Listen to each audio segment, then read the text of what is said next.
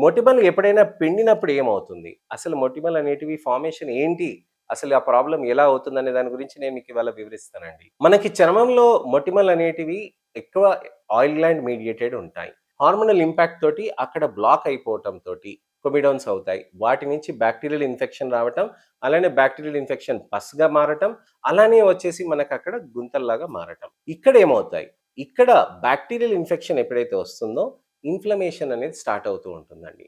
అక్కడ bacterial inflammation ఒకవేళ విపరీతంగా పెరిగిపోతుందనుకోండి, ఆ ఇన్‌ఫ్లమేషన్ నుంచి టీజీఎఫ్ బీటా అనే పదార్థం ఒకటి ప్రొడక్షన్ అవుతుంది. ఆ యాసిడ్ గనక ఒకవేళ కాంపోజిషన్ ఎక్కువగా అయిపోతూ ఉంటే, అక్కడ పక్కనున్న కొల్లాజెన్ అంతా డిస్టర్బ్ చేసేస్తూ ఉంటుందండి. అక్కడంతా డిస్టర్బ్ చేసేసినప్పుడు ఏమవుతుంది?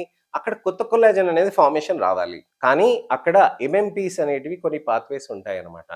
ఈ టీజీఎఫ్ బీటా ఎంఎంపీ పాత్వే అనేది ఇంబాలెన్స్ అయిపోయేటప్పటికి ఏదైతే కొల్లాజెన్ డీజనరేషన్ అవుతుందో, డిస్ట్రక్షన్ అవుతుందో, ఆ కొల్లాజెన్‌ని ప్రొడక్షన్ చేయటంలో అంత స్పీడ్‌లో అందుకోకుండా ఉండిపోతూ ఉంటుందన్నమాట. ఆ కొత్త కొల్లాజెన్ ప్రొడక్షన్ అనేది మనకు తక్కువున్నప్పుడు, చర్మం అక్కడ హీల్ అయిపోతున్నప్పుడు, పైన పొర అక్కడ ఫార్మేషన్ అయిపోతూ ఉంటుంది. సో, ఆ పైన పొర మనకి ఉండి, కింద పొర మనకి సపోర్ట్ ఉంటే మనకి నేచురల్ స్కిన్ లాగా ఉంటుంది. కానీ కింద పొర అనేది మనకు అక్కడ డ్యామేజ్ అయినప్పుడు టీజీఎఫ్ బీటా తోటి అక్కడ అయిపోతుంది కదండీ!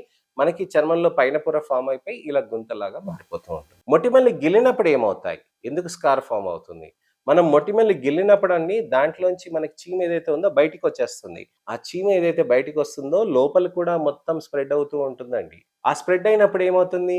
టీజీఎఫ్ బీటా అనేది మొత్తం అంతా స్ప్రెడ్ అవుతూ ఉంటుంది. అలా స్ప్రెడ్ అయినప్పుడే మనకి 3 డైమెన్షనల్‌గా మనం గమనిస్తే మొత్తం కొల్లాజెన్ అంతా అక్కడ డీజనరేషన్ అయిపోతూ ఉంటుంది. ఆ కొల్లాజెన్ డీజనరేషన్ అయినప్పుడే మనకి గుంతలాగా మళ్ళీ ఫార్మ్ అయిపోతూ ఉంటుంది.